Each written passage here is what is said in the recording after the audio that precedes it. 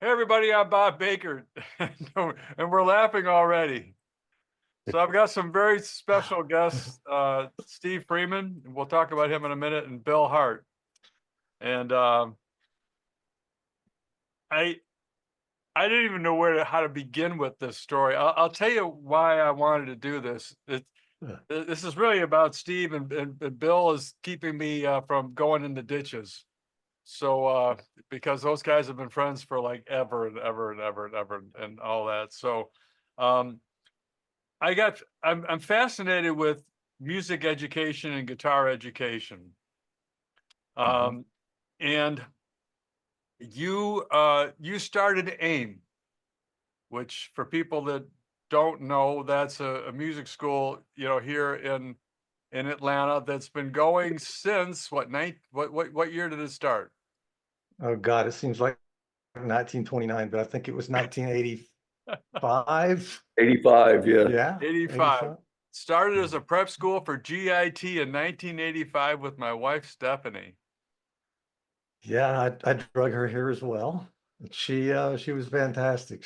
She wrote actually all the administrative stuff that she did. Yeah. Yeah, it was myself and Stephanie that started it for many years. So So give us a thumbnail, if you will, of what is AIM. You know, what is it? What was it? What did it start out to be? And sure. when you transferred the ownership to Knight Driscoll, what did Okay. you what did you give him? In other words, I'm trying to tell people I'm trying to tell people the story of AIM Okay, seen sure. through your eyes, the creative. My distorted eyes. Yeah, No, just sort of that. Yeah. No bias. back in I was teaching at MI for many years, and So for people who don't know, that's Musicians Institute in LA. right, Right. Musicians Institute, and I had come to the decision at that time in my life. I was like 24. You know, I love teaching. I wanted to get back closer to the Atlanta area because my mom was actually at that time dying of cancer. So that was a motivation for me to get back. My sister lived here, so Stephanie and myself came here and opened it up with no money. I think we had $3,000 from a car accident we were in. And we started it in the back of this place called Mega Music off of Jimmy Carter Boulevard, if I you know remember it. that place. Yeah. And in that place, it was rent free, of course. So we got it there. We did a like John Rathburn, right? yeah, Jared, yeah, and what's the other guy's name? Plays banjo, like Jeff Howell. Jeff He was Howell. part, yeah. Yeah. And that's where we started it. We started with a seminar, and Steve Travato came to town, and we played. And Tommy Tedesco came in, and so did Pat Hicks, who was the CEO of MI. And basically, it was to start a school here. It was a 3-month prep school for Musicians Institute. And when I moved here, I noticed that, well, I knew that nobody was going to move to Atlanta to go to the school because you couldn't get a lease for 3 months in an apartment, right? So shortly then I added the bass department. Then I broke away from MI shortly after that. Right. And that's kind of how it started. And I brought and Bill was gosh, I think Bill you were in the second class, or was it the first class? I think it was the first class. I was actually in the one on Jimmy Carter when you and Travato came here. Yeah, Uh, yeah. I was the first one in the class with Ron McDowell, who's no longer with us. Now, Bill, were you Well, were you a student or teaching at the time? I didn't live in Atlanta at the time. I got it. I was applying to go to MI in Los Angeles, and then when they were going to start a school here, they sent some information to Florida. And me and Ron drove up and came to the very first clinic, and it was Steve Freeman and Steve Travato doing a clinic there at Mega Music. So I went back to Jacksonville, packed my bags, and came up and lived at Stone Mountain and went to the school. So for people that don't know, Mega Music was a store that was started. It was kind of like a mega guitar center, if you will. It's like one of the very. It was a huge store. It was an answer to a store here in Atlanta called Rhythm City, which had dominated the landscape, in the region. And these guys came from Music Mart, which is where they were at. And Mhm. they knew they couldn't get the lines they wanted because in those days it was very different than it is now. Yeah. And they came up with this business plan for this giant frickin' store that had like everything you ever would. It was unbelievable on display. So that was Mega Music was really it was a Walmart of guitar guitar, you know, Yeah. way back when. It was like you walk in and it blew you away. So that's the Mega Music thing. I don't want to go too deep into that, but I want to give people perspective. It wasn't some little shop that you were in the back of and, you know, a No. couple of guys. This was a major facility. Yeah, it was great. The back of the facility was really filled with trash. All these rooms, right? Seriously. We cleaned out all this stuff.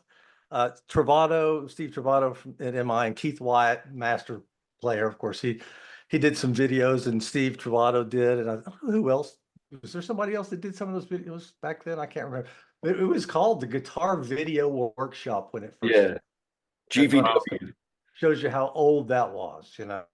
And we had these cubicles with TVs that had video tapes that were put in that people would review, just like MI had at the time. Yeah. It was a smaller facility, but they would view the tapes, and then we'd go in. We would have classes. We had private lessons. We'd have seminars and master classes, those kind of things. But it was on a small scale. I think we started with about 7 students.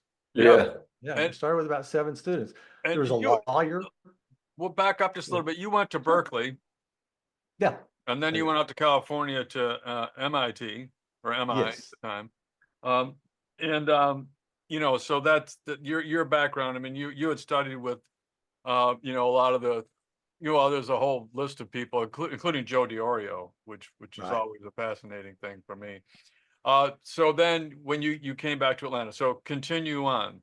So what was that like? 7 people with your new school? You started with First of all, $3,000. moving to Atlanta from Los Angeles was a big enough shock. Now, what year was 85? Yeah, that was Atlanta was not what it is today in 1985.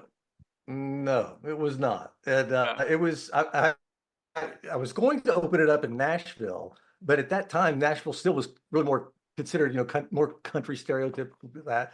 And so but so that's, you know, we opened it here, and it was you know, 7 students to come in. Just after, I remember sitting at a car, we were trying to sell I had an MG, and I was Yep. in LA trying to sell this thing, and I was licking stamps and putting these things together, sending them out to all these guitar players that, you know, to say, hey, we're opening up this school. And so you know, it started that way, but it was cool. Of course, as you could imagine, with 7 people, everybody knew each other, and it was like a family. And that's what Yeah. it really was, about the whole time that it existed. I think when, you know, when Bill came on, and there was we expanded to the bass department, and then from there, Randy Hexter came on, and phenomenal player, and started the keyboard department. Actually, he was started with music technology class. Back then, that was Chinese to me. I had no idea what that was.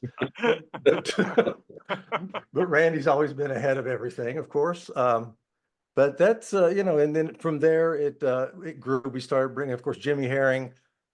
Jimmy was out at MI, and when I was asked him to come out, you know, to actually be a teacher, and he was in Myrtle Beach and was thanking me for not having to stay in these awful places with these big roaches, to bringing him out of that space into you know, working conditions that were decent in Atlanta. So Jimmy came in, and then it really grew. I mean, if you could imagine, at that time, it was when, like, Paul Gilbert and Vinnie Moore, and it was that whole era. So it was tough. I mean, I was going during that time. Everybody's coming to the school to play, Right. and they're shredding. It's when guitar, even if it wasn't something musically that some people didn't like, the respect of being able to master your instrument and play and practice.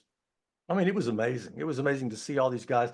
And I know that Bill became friends with a lot of those guys there. And man, the tragic story of I can't Jason remember his Becker? name, Bill. Yeah. Yeah. Oh gosh, yeah.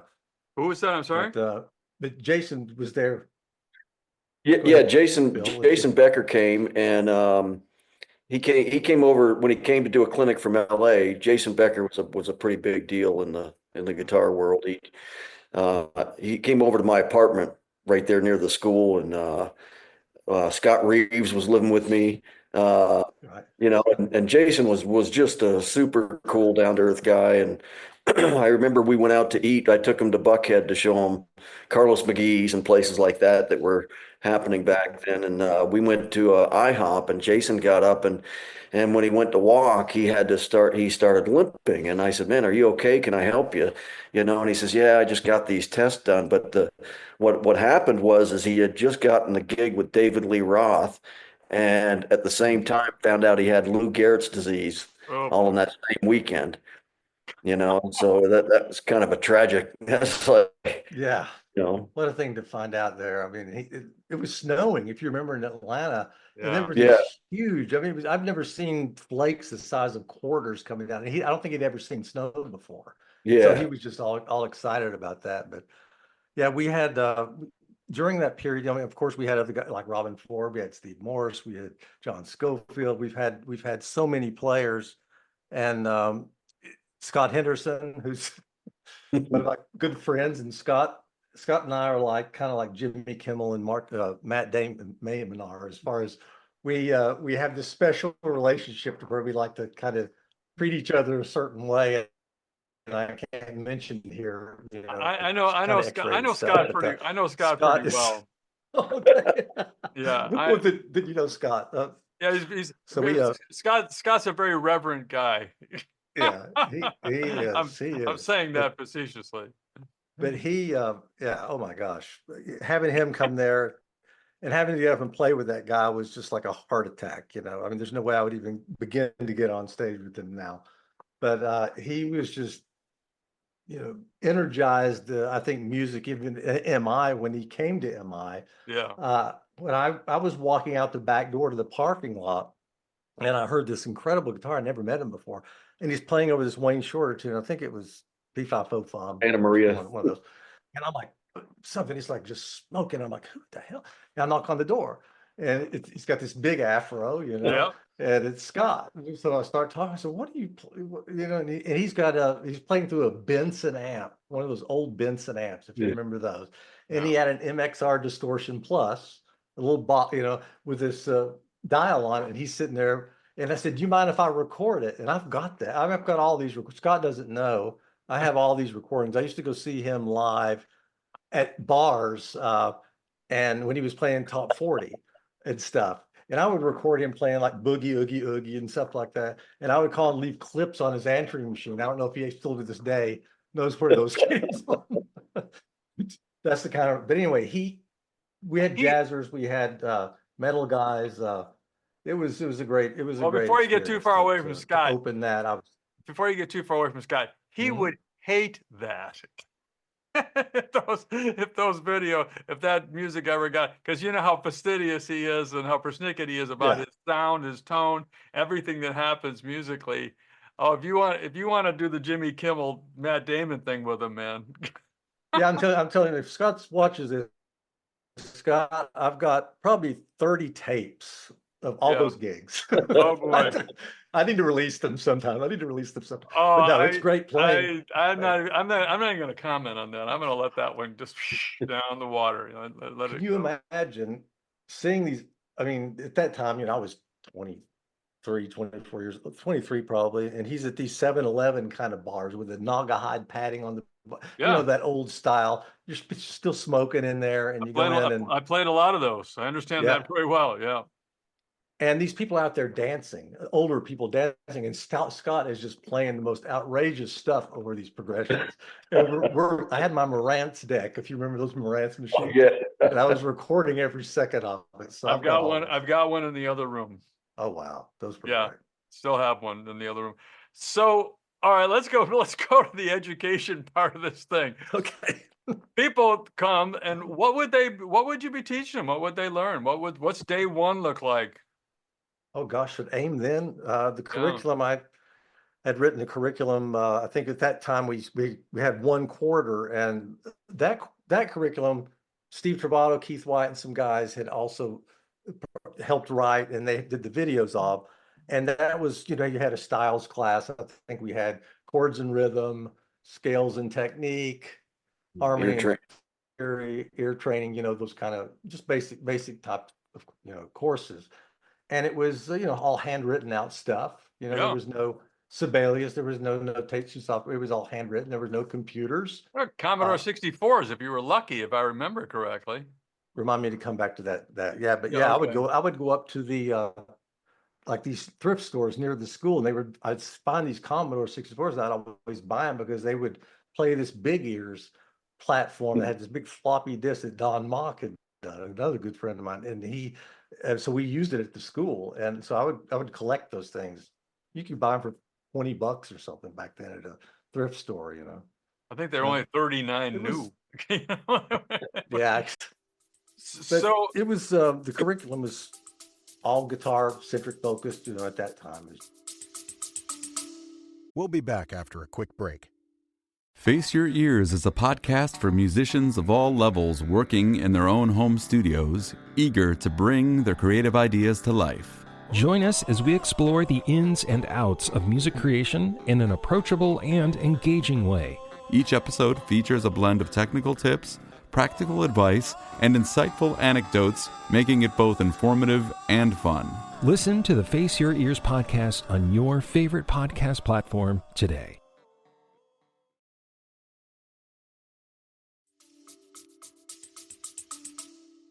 so when did it like get traction when you go, you know, I might be able to make this thing go, and you know, and you had to move into a new space. I mean, Yeah, what made that happen? we were only at that space probably for a few months, 6, 8 months. Then we moved over to off of Second, Peachtree Industrial, second and it was Woods, fine. right?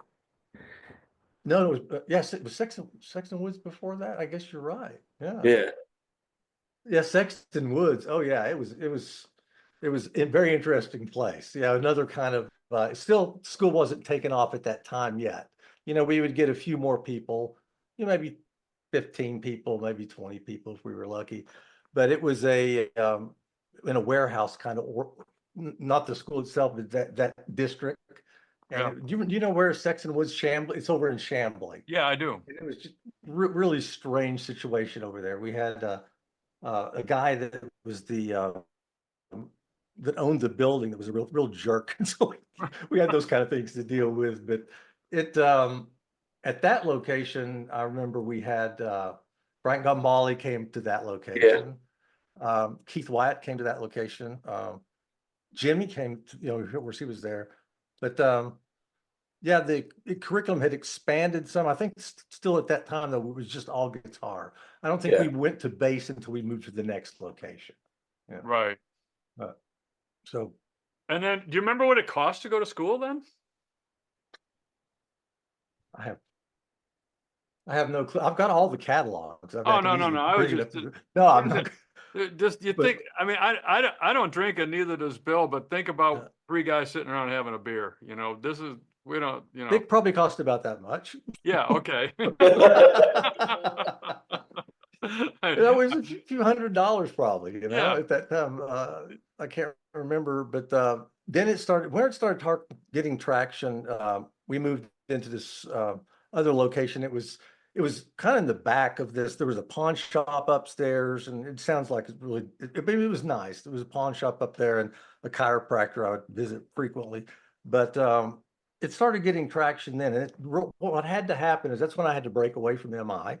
Right. Because I knew that I could not run a business that only had 3 months. You know, you had to have a continuing program, and I had no marketing money. I was not a business person at all. I mean, I was thrown into the sea with this, right?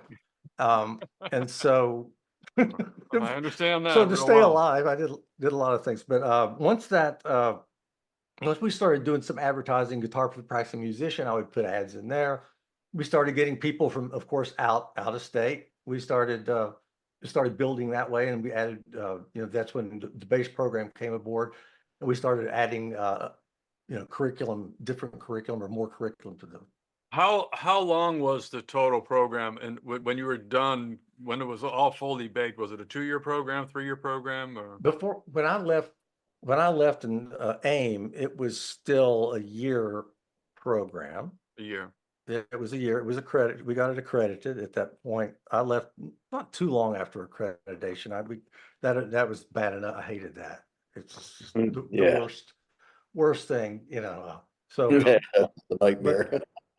yeah, you'll love this story. So after we were at that location and started getting traction, then we moved to another location that you'll probably recognize being here for a while, off Peachtree Industrial, close to Winter's Chapel. It's on the right side. It's this big brick building with these big white columns in front of it. It looks like a mansion kind of thing. Right. Well, it was an old funeral home. So, Yeah. When me and Steve, when we started moving in there, me and Steve were rolling gear in the basement, and there was this morgue with all these tubs where they would drain the blood out of the bodies and stuff. yeah, little did the students Oh, know that they were the metal gig, guys would. best gigs I ever had, worst gigs I ever had. It's there's the polarization right there. Yeah, but that's and Jennifer Batten came to and we had a lot of people come to that location, and they're just seeing the building. It's like, oh gosh, you guys are doing incredibly. But that wasn't the case. I mean, we were doing okay, but the owner was like Gomer Pyle that owns this building, right? Yeah. And we were trying to get thinking about getting accredited, and so there was all these fire issues, and just things that could keep us from getting like the elevator not working and things like that. Right. Yeah. What So, what year would this have been? oh gosh, probably what, 80, no, not probably 89 or 90. 90, something like that. 1990. Yeah. We had rehearsal studios. We had some rehearsal studios. We had people coming in, Dan Coy and a bunch of people did, came and did use some of the space for that. But that turned into and the only way to get out. That's when Knight Driscoll came on board. He was doing some sub teaching for me, and then when he came there, and I'm like, what? I want to get out of here. I want to get this accredited, and so he gets this attorney because we knew that we could not do anything with this building and the condition that it was. Right. And I was very, very good about going around. I always keep records, very good records of things like that. So every day I was taking pictures. I was going down to the basement. I was taking fire rated sheetrocks, messed up, all that kind of stuff. So we knew we had to move out. And so the attorney said, you're just going to have to move out. Let them come after you. Okay. Yeah. So we did. We packed up this U-Haul one night. We had all these students. We packed up this place, and then we moved to a really nice place off of Best Friend Park over there. I'm still off Jimmy Carter. It's probably 16,000, it was 6,000 square feet, something like it was pretty big. 16,000 square feet. I Yeah. remember that's the first space that I ever visited. Okay. Now that's Sean Lane and all those guys. Yeah. were I there. came over for a Mike Stern thing. Yep. I was selling one of my lines that I was a manufacturer's rep, and one of the lines that I had at the time was Marantz. Yeah. And Marantz had just come out with an item that, well, now it's commonplace, but in those days this was revolutionary, where you could slow everything down without changing the pitch. Yep. And you could record it and you could slow it down without changing the pitch. And so I took it over there and I actually showed it to Knight at the time. And I think we made you guys a dealer. I left a few of them there on, just to show to people, see if they want. They were expensive. I mean, Right. you can download that software now for a Oh buck. gosh, yeah. Yeah. Yeah. But back then that thing probably cost, I don't know, $400, for Yeah. one of those things. And that's like crazy money, people weren't going to spend that kind of money anyway, but that's the first place. And then when Mike Stern was doing his thing, I came Right. over to hear Mike, and he was having a hell of a time with his amps and getting his sound and getting his tone and all that. He didn't know what to do. And I had been in pro audio at that time for, that was my deal. And I knew exactly what to do.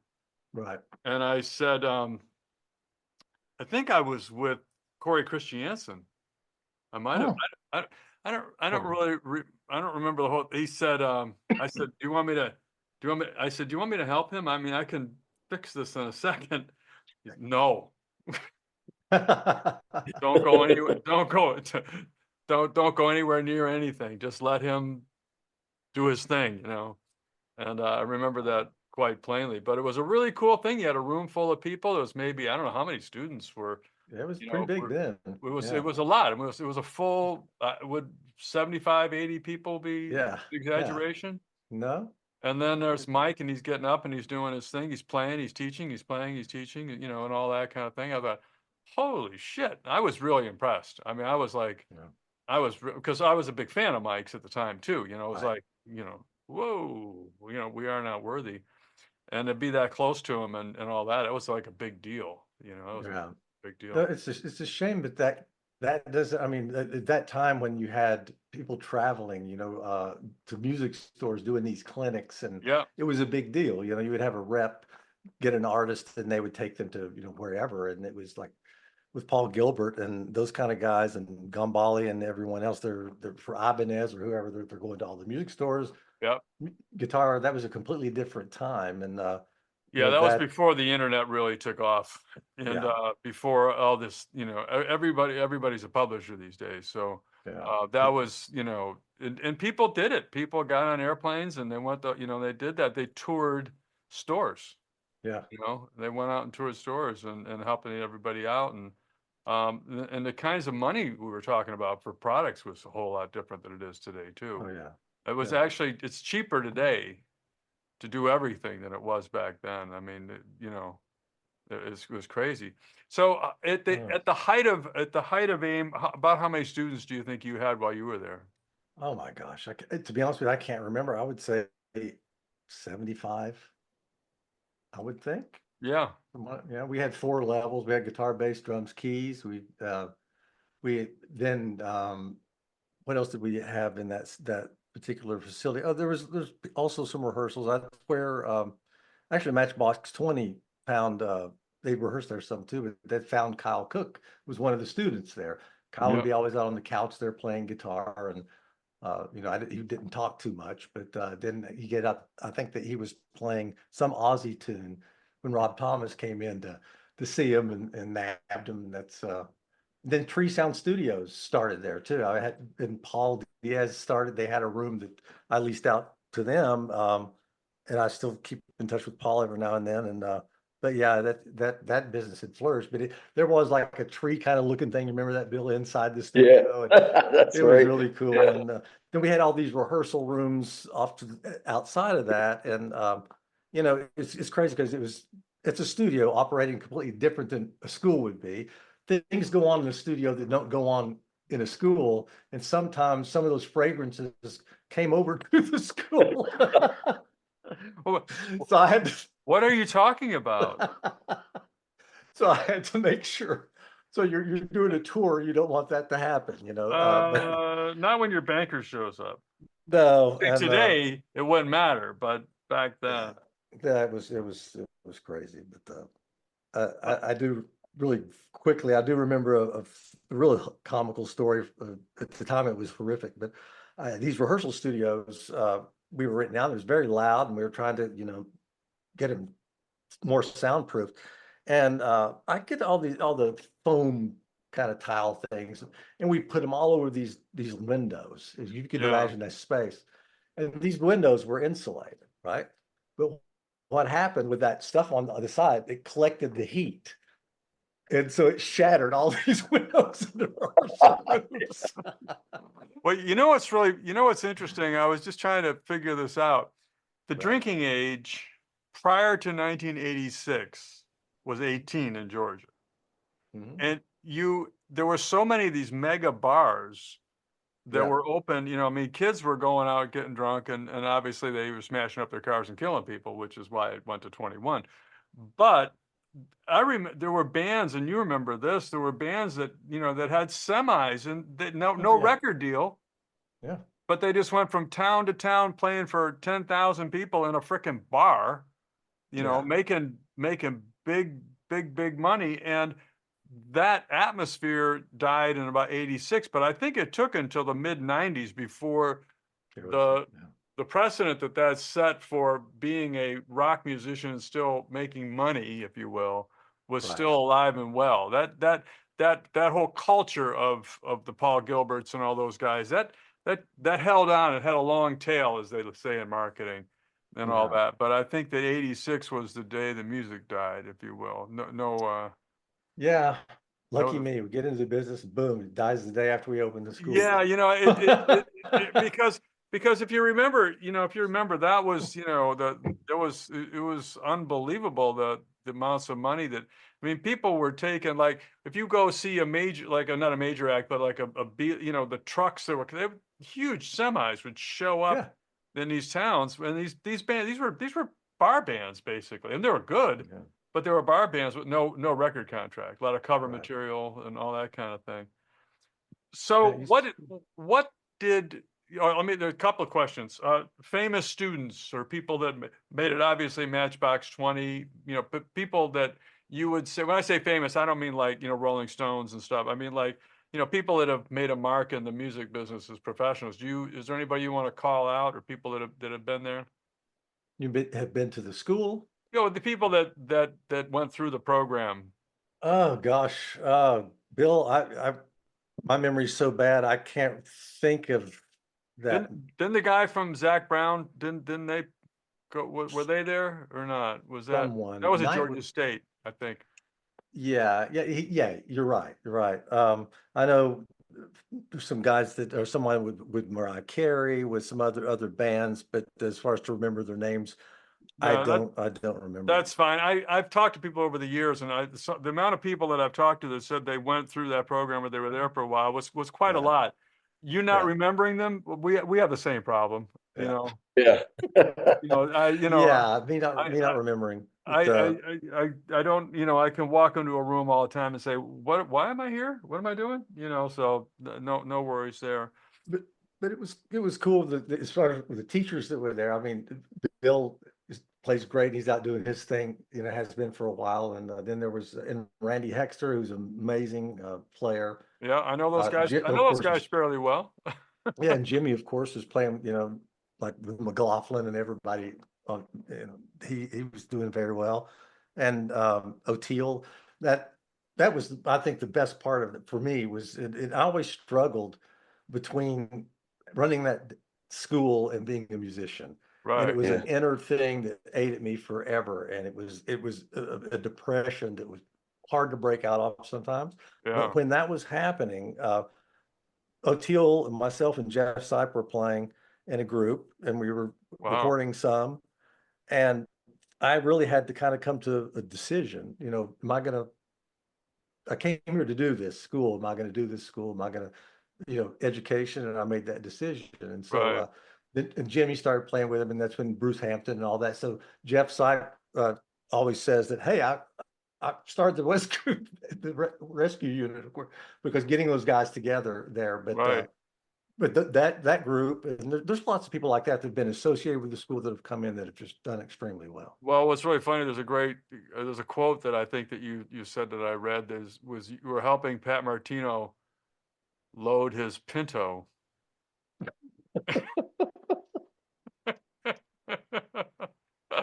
Oh God, there's a couple of things. And it kind of made an impression upon you about where maybe your future would be. Yeah. Well, seeing him, it wasn't the Pinto loading part of it, seeing him pull out with the Pinto like this, driving, and smoke billowing from the back of it. Oh. Like, he's going to go all the way back east with it like that. How's he going to do that? And then that's when it really hit me, and it's like, hey, to be a good musician, you don't make money sometimes, really, you don't realize that at that, when you're in your you think, you're all these people are, when you're listening to Demiola at that age, all these people are making lots of, and it's, I'm sure Al's doing very well for himself, but then you equated financial with good, which has nothing to do with it now, nothing. Yeah, absolutely nothing to do Yeah. with it. Well, because of Steve, I got to become good friends with Scott before I went out to LA. And Scott was going to come over to my apartment and Scott play Henderson. guitar. Scott Yeah, Henderson. Scott Henderson, yeah, and give me a lesson. So we get out, and I had to push start as Vegas. So I was just kind of big. I was just talking to the great Chicago jazz player Henry Johnson, Mm, and we just did an interview with him before I got on with you guys, and we were talking about something like that, that he doesn't travel anymore at all. He said it's it just doesn't make any sense, yeah. to get out there and travel because it's not what it was at one time. And I thought to myself, man, I don't know. It's unless you were somebody that had the private plane and all that kind of stuff. And there's no jazz musicians that ever reached that level No, that I'm aware of anyway. I mean, um, no. it was a tough deal. So the students that came to you, people that came to AIM, what what was their end game? What were they trying to do? I mean, and that spectrum would be a better player, become a professional, be a studio musician, be a touring. I mean, did you ever ask people, why the hell are you here? Yeah, I think those four that you mentioned, That it was was it. all those. Yeah. Yeah, it was all those. Yeah.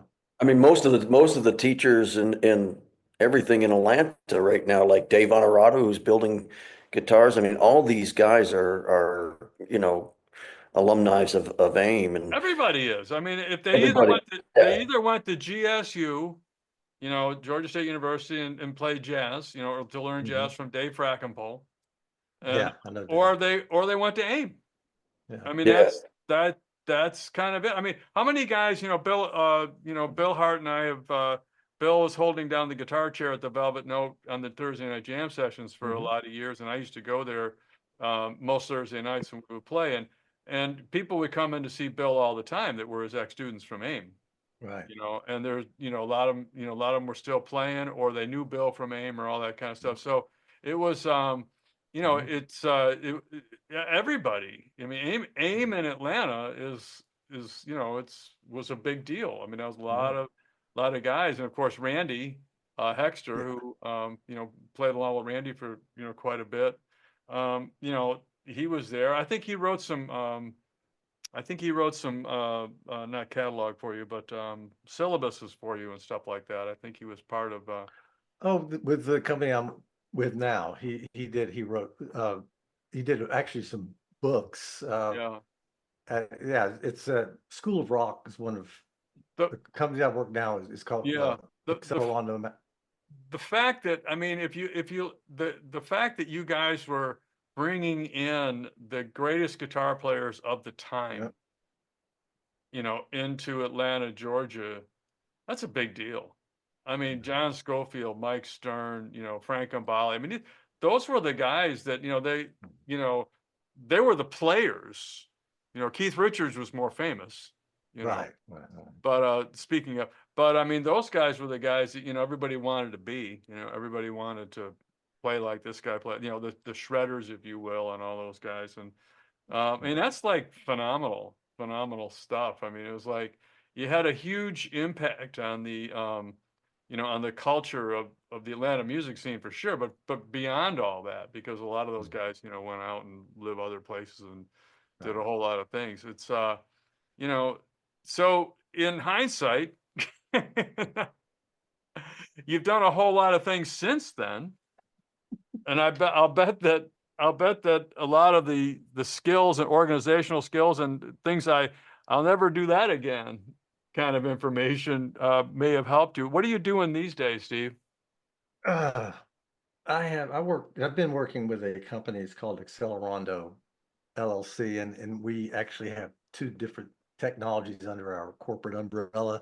One is called Match My Sound, and what that does, it's a technology that listens to someone play. Say it's a student or it could be a musician playing against either a audio track or it could be a notated file MIDI track. And it gives you feedback exactly which one we would have loved to have in school back then. Tells you, oh, you played a G instead of a G flat, or you went sharp here. So it's polyphonic and it can recognize up to 7 tones. So if I'm playing a G7 sharp 9 and I put a flat 9 instead of there, it'll tell you, right? All right. That's it.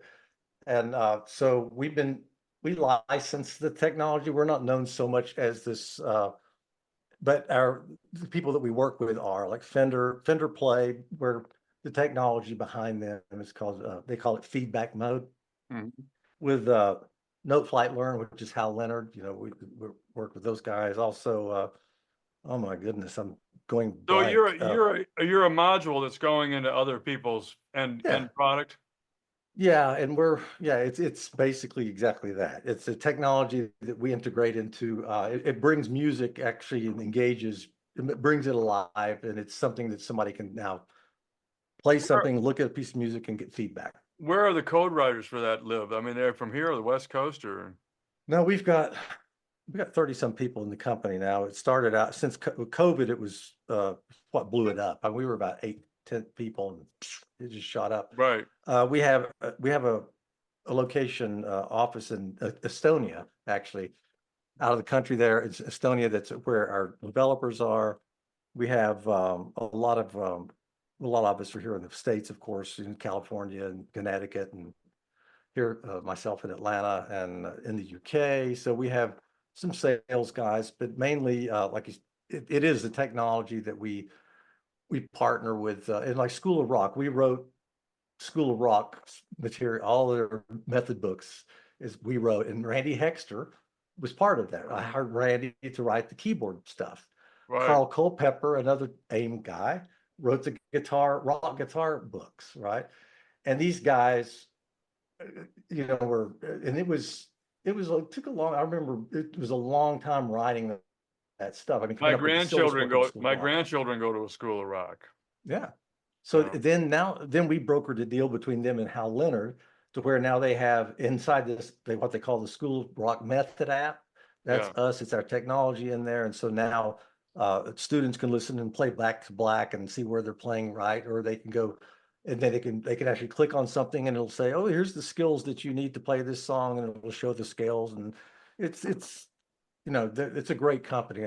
They really came alive. They're for music education kids now. They have a curriculum and it's good now. Are you Very still good. playing the guitar? I am. Yeah. You playing gigs or are you? No, I haven't played gigs. I have been doing some, if you call them gigs. That's one of my favorite things that I did most recently was play with Victor Wooten and some guys. We have this other technology. It was called real-time audio, and we were really pushing during the pandemic, and right after it, where you could play in real time with each other 1,000 miles away. So Victor was in Nashville. I played here, and Reggie, his brothers were part of it as well. And Kamal Malak, another bass player. We had a keyboard player that was at Sweetwater and wherever that is. I keep forgetting, Indianapolis or it's up there somewhere. And so what we did is we played live. We played a live gig for all the salespeople there, and it was a massive screen on stage, and the only person that was on that stage live was the keyboard player. And then Victor and myself and everybody else was piped in on the screen. So we were sitting there playing together. And I tell you, it was great. But so there was no lag time at all. No. It did some kind of correction or. Right. It was a box. We have this box. It was like a little computer that, but yeah, it cut down the lag from anywhere from 4 milliseconds to. Can I use that to improve my time? On how far away you were to.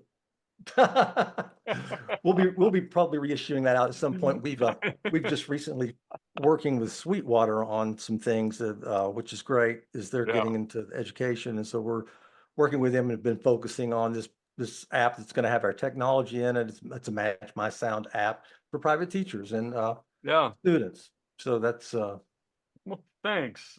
Hey, most of our life. Hey, Bill. Yeah. So what are your memories of that time, if you don't mind me asking? Well, the whole time while Steve was there, it was like a family. Yeah. Like Steve had mentioned at the beginning, it was now you're teaching at this point. Me? Yeah, you were teaching at this point. I was teaching. I came up and stayed for, at the time I was in the first class, there was like 7 of us, and then I stayed for another couple quarters while I got it together to go to LA. Jimmy and Steve were mainly the main 2 teachers, and I studied with Steve. And then I went to LA, and I was going to go to New York and Steve called and offered me a job there at the school, and so I came back to Atlanta and you know, started teaching here, and it was really like a big family, you know. Yeah. You know, we did things on the weekends. We'd have barbecues, and I would help Steve fix his car, and I'd drop all the parts in the thing and lose them, and you know, A all the real help. friend. Yeah, you know, there was actually one time that was kind of funny when we were, you know, of course, you know, I'm a biker, and I had this Harley, and I was teaching at the school, and I had some makeup lessons to do on a Saturday, so I drove up on my bike, and I was able to park the bike inside the school because it was in Norcross, and it was Yeah. safer inside. So I show up on a Saturday and I forgot what the code was to get in. The alarm went off, and they called. So I got on the phone and I said, "I'm sorry, I'm head of the guitar department now, and I forgot the code, but everything's good." And the lady said, "Oh, okay, well that's cool, you know." And so we hung up the phone, and I said, "Man, I wonder what it'd be like to ride my Harley down the hallway into the performance room." And I did that, and the cops came in, you know. And he walks by and he sees this room with these three long-haired drummers holding sticks, and the cop says, "Did you see a motorcycle come by here?" And all three of them were like, "No." That's like a Dan Aykroyd movie. Yeah. Are You you know, kidding me? that was kind of the stuff That's that, that's a Dan Aykroyd, John Belushi scene for sure. Hey, yeah. man, you see a guy on a motorcycle coming through here? More cowbell, man. You know, Wow. good God. So that you know, just to give you a little bit of kind of what the school was like when Steve Right. got, and then you know, I think we hit when guitar was at its peak because everybody was doing it, and LA was full of guitar players, and the you know, and Right. Yeah. it was just a great experience, you know. I mean, I wouldn't trade it for anything. And then of course, as you know, with the internet and everything else that took over, Yeah. um, you know, it kind of changed everything everywhere. So Well, just to kind of cap something off here, you know, Bill plays locally in Atlanta a lot, even though he's toured internationally and played around. He's got books. He's got 6 albums, I believe, 6 album projects six, of yeah. your own music, and the title, your band is called the Bill Hart World. What? How do you? It's kind of copped the name of the Bill Hart International Jazz Fusion Band because of the players from Africa that kind of joined in the Yeah, last 5. I don't know why I can't remember that. It's a long name, but yeah, but Yeah. you know, obviously Bill's a hell of a player and a good friend, and so if you get a chance to check out his music, please do. Getting back to you, Steve. So you studied with, just to let people know that you know, you're not some Joe Schmo that decided to have a school. You studied with Joe DiOrio, which, you know, that's a phenomenal experience. Don Mock, same thing. Ron Hachette. I don't know Charlie Banacos. I'm sorry, I don't know. Charlie Oh, Benakis. major guy. Well, he Charlie, has to be if he's in this list. I'm going, because I don't know him, don't mean shit. Ted Green. oh yeah. Ted Yeah, Green was great. yeah. You know, everybody's got that book that tied our fingers in knots, you know. Yeah. I mean, good God, what was I thinking? I actually went through that whole thing one day, you know, not one day, but one year, and tried to, you know, finger all those chords. I said, how the hell am I ever going to play this in a song? I don't think I was going to. Jim Kelly, Carl Schroeder, John Schofield, studied with Yeah. John. That's Memorable awesome. moments. This is, you got some good ones in here, if you don't mind me saying this. No, sure. Robin Ford loaning me money. Yeah. That's Yeah. pretty interesting. Yeah. That was good. I mean, Did you ever asking, pay him back is the big question. probably not. Yeah, But hey, you know, no, I asked Don Mock for it, and Don was like, then before Don came, Ron goes, "Here, I got it." But yeah, just back with Don Mock, what I want to say is Don Mock was probably he's the mentor that really a mentor of mine that he got me the first book deal I had with REH, you know, that very yeah. first REH Hot Licks book. And Don was just what a genius and so far ahead of his time, and such an incredible guy that it's just, you know, just to It- know that guy There's and some have been around him there's is some just, video of him. I've never met him, and I don't know him, yeah. but there's some video of him, you know, just like Oh, you know, doing stuff, you know, and he's not the star. He's just making sure. Like I think he was producing some of Robin's seminars at one point in time. Right. And you go, what a cool guy. Just no ego, no nothing. Just, you know, just he just got that vibe, you know. Yeah. This is a good man. Lenny Burroughs murder. Oh yeah, Lenny Oh. Burroughs murder. That would be a memorable moment. Tommy Yeah. Tedesco, you know, from Niagara Falls, New York, man. Billy, you and I. Yep.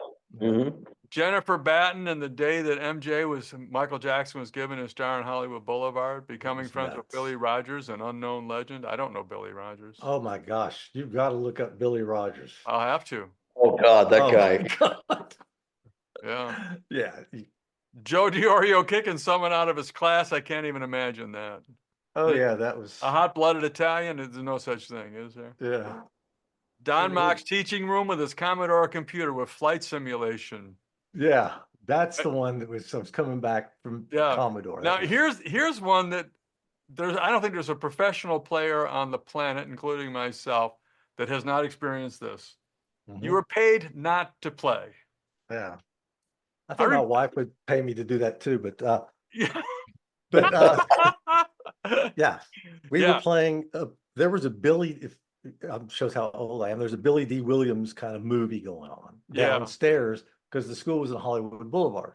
We Yeah. were upstairs in the studio, so I'm recording, and we hear all this commotion and what's going on, and they told us to stop, and this guy's walking around with these wads of cash. And he got into school and paid Casey, I think was her name, at the front when you walk up from Hollywood Boulevard, these stairs, and there was the office. Paid them off. Where's the room where these guys are playing? I'll pay them to stop. We've got to shoot this movie. And so they're coming, they're just handing us wads of cash to stop. And that's probably the most Listen, money I ever made playing. at least that was a decent reason to get you to stop. I got asked to stop and paid to stop one time because they didn't like what I was doing. So that was a tough night. Yeah, you know, you were supposed to be Johnny Mathis, and you sound more like you know, whatever. And I go, oh, I'm sorry about that. Oh my God. Let me see. When I understood that being a better player does not mean you make more money. Oh, we've been through that one. Pat Yeah. Martino packing up his Ford Pinto, changing the Yeah. focus of my career. I love that. Uh-huh. Pat Martino's apartment, weed. Oh And God. and his Adamas, there's Adamas 100 feet away popping a string. I had an Adamas. I had the first, speaking of Adamases, I bought an Adamas from Jeff Hallwald when he was at Music Mart. I had the first Adamas in the city of Atlanta back in, what was 78 or something like that. Howard Roberts sunglasses, never saw him without them. Where are my sunglasses? I never did. I never saw Yeah, him no, he without was a them. cool guy. As an instructor, asked to join the faculty, an honor to teach alongside Joe, Ron Shett, Les Wise, Bob Magnuson, Danny Gilbert, All you know, those guys. Robin Ford, Scott Henderson. Yeah, I mean, you've had a hell of a ride as a guitar player. It's great.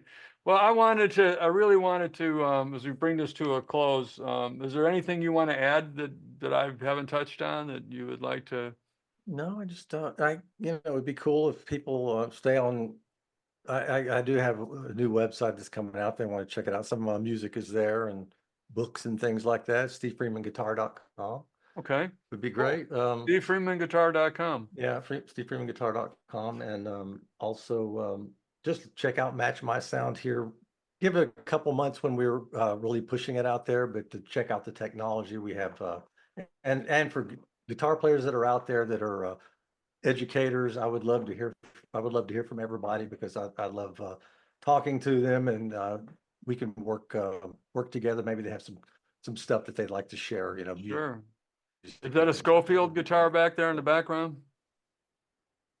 Steve, is that a Schofield? That is. I bought that in 77. It's a 77 artist. That's what I've been using mainly. Very here cool. recently. It's Billy, past what few about you? years. Anything you want to throw out there before we say goodbye? Not really. I mean, this has been a great flashback for me because Steve, you know, Steve is really Steve Freeman's really the reason why I'm here doing what I'm doing. You know, he's just over the years has turned me on to a lot of different things and given me a great musical family life, you know. Right. Yeah, I just I can't be more grateful than you know. Well, you know, the one of the things that there's a lot to like about you, Bill, but one of the things that was really fun for me is we were on the stage of the Velvet Note, and the drummer is obviously, where is Yaku from? He's not from Cameroon. He's from, where is he from? Ivory Coast. The Ivory Coast, Yaku and Gusun. And then on the bass is Andre Manga from Cameroon. So there's two African guys, and God, the way they play together is insane. You got Randy Hexter from Michigan, Yeah. that's a country all of its own. And then you from Canada. And, so it truly was an international group with all these different influences. And I was just lucky to get to play with you guys for all those years that we played. It was really a lot of fun. But you brought, and then you made those guys your band, And so when you talk about an international band, it's not a bunch of guys from, it's not a bunch of guys playing music from a different region. It's guys from different regions of the world coming together. And man, when it comes together like a tapestry, and it's just a beautiful sound that you've got. And I'd like people to check out your music, and listen to what you're into and what you've done, because it's very, very, very, very cool stuff. So it's great. Oh, thank you. Yeah. And then Asa Alaf on percussion. Asala, and he grew up in Japan. He was born in Japan, but we don't really know where he's from. Yeah, he's from wherever that van gets parked that night. That's where. Yeah, that's right. He's from the van down by the river. He's still living back in 1965 or 6. He's still got that vibe going on. And Oh God. yeah. Well, one thing I want to like to remember. Last time I saw Bill, this is comical. If you remember, Bill, Scott Henderson was in town, and I was eating. I went to Cracker Barrel with him and his family. Remember? Oh yeah, yeah. That's Scott Henderson and Cracker Barrel right there is a good story. I think. I can only imagine. I mean, I love Scott. I mean, he's just a great guy. Well, you guys know him better than I do, but I've spent a pretty good bit of time with Scott, and he's just great. Well, gentlemen, before I say goodbye, I want to tell people, please subscribe to Jazz Guitar Today magazine. It's free, doesn't cost you a dime. Like, share, follow, do all the things you do on social media. We've been growing. We've been doing this for 6 years now, and it keeps growing every month. And like I say, it's not the hugest audience, but it's the most loyal audience in the guitar world. The people that subscribe, really, really are into us. As I'm fond of saying, we're like a big fish in a puddle, and and so we're doing our thing. So Steve Freeman, thank you so much. Bill Hart, thank you so much. Bob Bakert for Jazz Guitar Today. Thank you guys. I really appreciate it. It was fun. You bet, man. Thank you so much. Yep, thank you. Bye now. Bye.